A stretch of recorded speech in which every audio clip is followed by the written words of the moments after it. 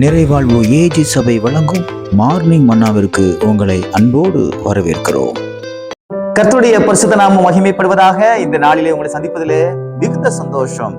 உங்களை சுற்றிலும் நிறைய பிரச்சனைகள் நடந்து கொண்டே இருக்குது.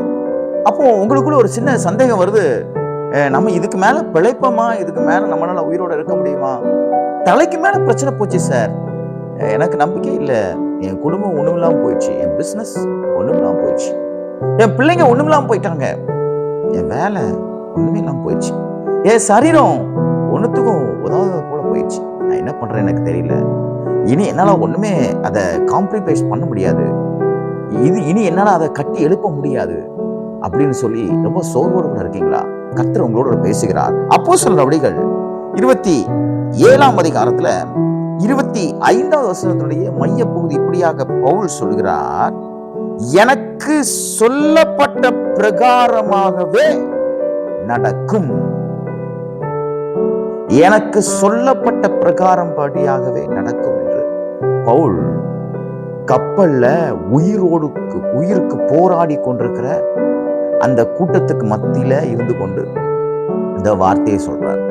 அங்க இருக்கிற எல்லா பொருளையும் தூக்கி கடல்ல போட்டாங்க, வாழ்றதுக்கு சாப்பிடுறதுக்கு எதுவுமே இல்லை.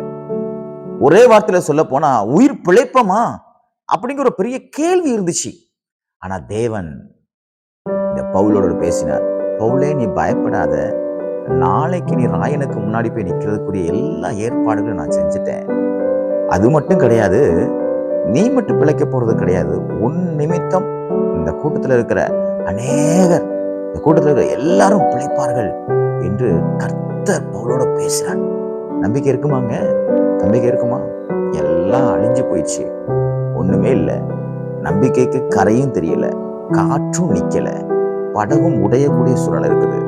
ஆனாலும் பவுல் அதை விசுவாசித்த பயத்தோடு கூட, அவன் மிகவும் மரண பயத்தோடு கூட, எதிர்கால நம்பிக்கை இல்லாத அந்த கூட்டத்தோடு கூட பேசுகிறான்.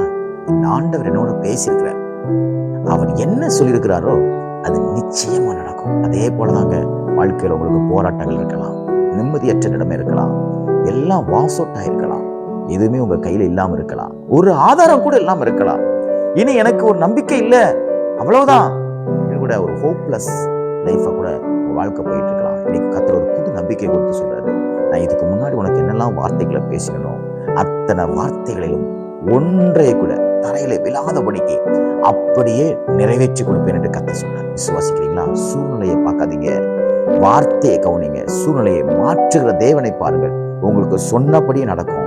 எனக்கு இப்படிலாம் சொன்னார் ஆண்டவர், எனக்கு இப்படிலாம் கர்த்தர் பேசினார், பிரசங்கத்துல பேசினார், பாடல் வழியா பேசினார், ஆராதனையில பேசினார், வேதத்தை வாசிக்கும் போது பேசினார், தீர்க்கதரிசனமா பேசினார், அத்தனையும் கர்த்தர் நிறைவேற்றி கொடுப்பார். சூழ்நிலையை பார்க்காதீங்க, வார்த்தையை நிறைவேற்றுகிற கர்த்தரை விசுவாசிங்கள். இந்த நாள் உங்களுக்கு எல்லா காரியங்களும் கைகூடி வருகிற நாளாய், கர்த்தர் சொன்ன எல்லா வாக்கு தத்தங்களும் நிறைவேறுகிற நாளாக தேவன் மாற்றி கொடுப்பாங்க.